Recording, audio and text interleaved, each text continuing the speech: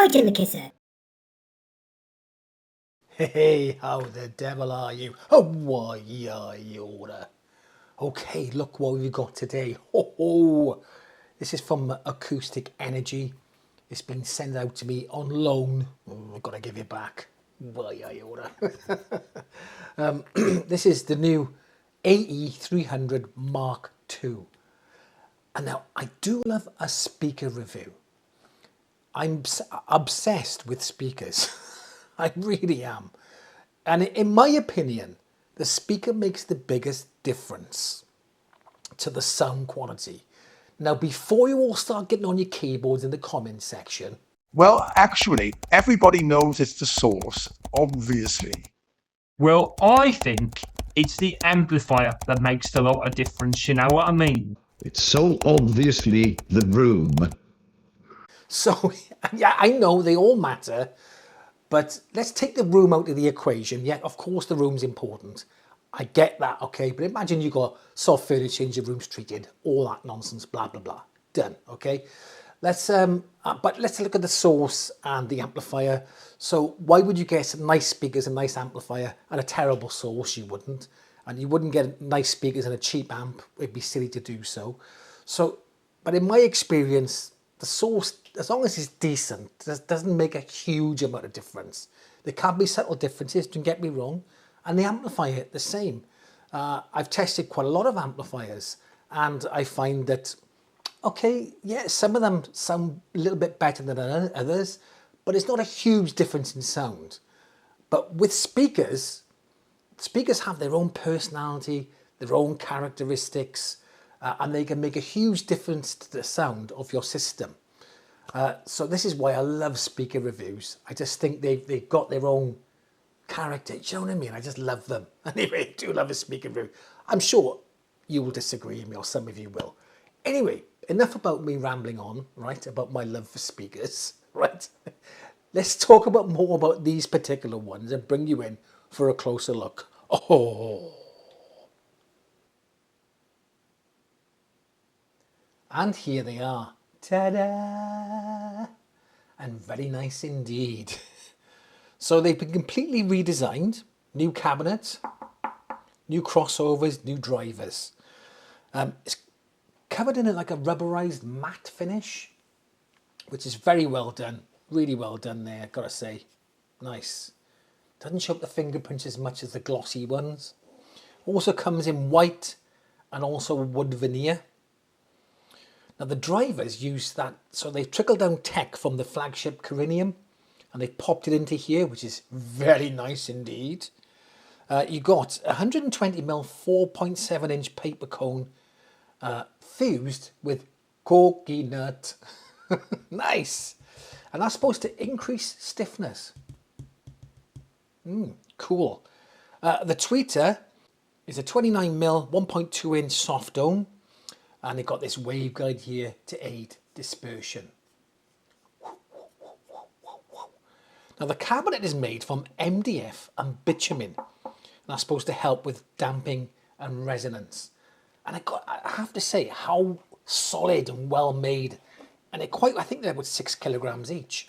And it's just really solid. Feels, you know, substantial when you pick it up, like solid like a brick, if you know what I mean.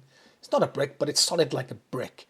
And that really will help. You can tell it's very well braced indeed. Right, let's have a little look around the back.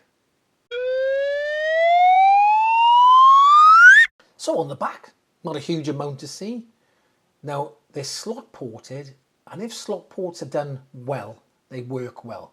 They're supposed to cut down port chuffing, you know, and turbulence coming out of the port. And thankfully, these have been done and implemented very well indeed. It does work. Some nice binding posts, well put together, seem nice enough. What's the specs on these? I'll put it up on the screen now. So you can see they've got a sensitivity of 86 dB. Frequency range, so 42 Hertz to 29 Hertz.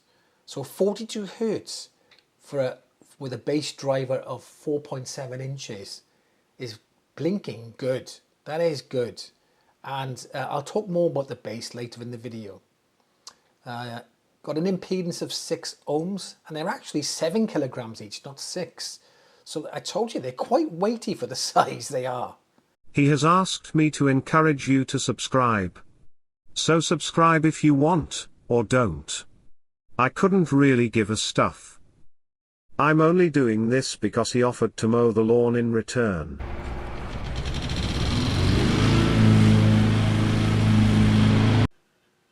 So, they look good, they're well built, but do they sound good? Oh. Right, so initially I connected them up to my Leak Stereo 230, and I put them up against all the speakers I've got in the house. So I got some Wharfedale Diamond 9.1, still got them in. I got some Wharfedale Diamond 12.2s, the bigger ones, okay, the newer ones. I got Daddy Spectre 2s, and I got some Wharfedale Lintons. So against the Spectre 2s, 9.1s, and the 12.2s, these were better. These were better. The 12.2s kind of held their own when it came to the bass, but these were more revealing and more articulate. The 9.1s and the Daddy Spectre 2s couldn't quite hold their ground with the bass. The bass on these was far better and more controlled. And I like all them speakers I just mentioned. I like them all, okay? Then I put them up against the Wharfedale Lintons. Now, it's an unfair fight. Not a fair fight, of course. Wharfedale Lintons are £500 more to buy, and plus they're 3 times the size and have a three-way speaker system. So it's not a fair fight, it's not. But do you know what? Even though the Lintons were better, these held their own, and there was some aspects of the 300s I thought were a little bit better, especially in the upper mid-range. I thought I was a bit warmer, a bit smoother. But the Lintons were better, but you know, that's kind of obvious really, isn't it? So I've been listening to these for hours, honestly. They're so easy to listen to, so nice to listen to. But a couple of tracks pop out. It's Bob Marley, We're Jamming, We're Jamming, We're Jamming, We're Jamming. Hey, I hope you like jamming too. And then Red Red Wine by UB40.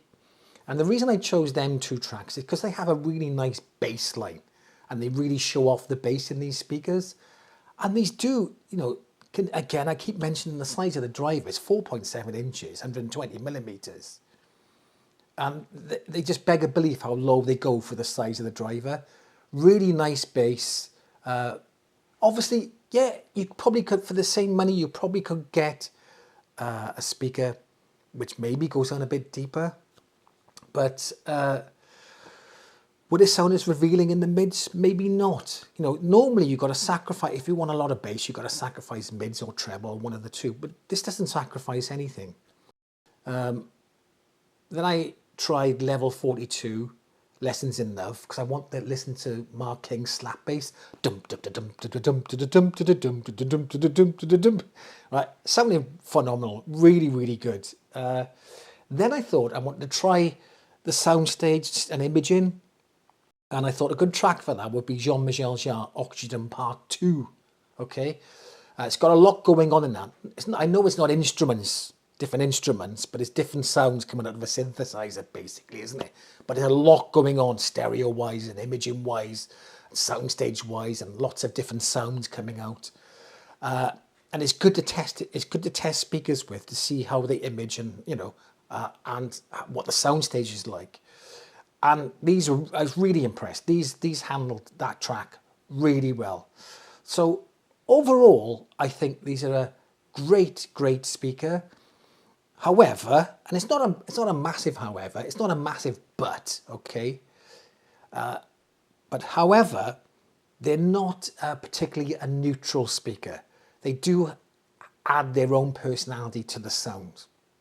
Don't expect to get these and you just have a neutral sound. They do add a bit of colour to the sound, but for me, I like that. I like a speaker to have a bit of personality.